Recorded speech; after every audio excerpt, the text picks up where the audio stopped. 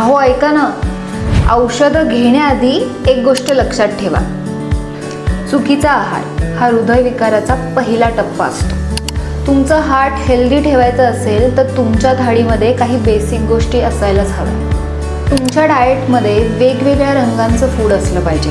म्हणजे ग्रीन कलरच्या भाज्या, फळं असतील, टमाटो असतील, या प्रकारचे अन्न. डाएटमध्ये होल ग्रीन्स बेस्ट आहेत. म्हणजे ब्राऊन राईस असेल, ज्वारी असेल, बाजरी असेल, पण मैदा कट करा आणि पांढरा तांदूळ पण कमी करा.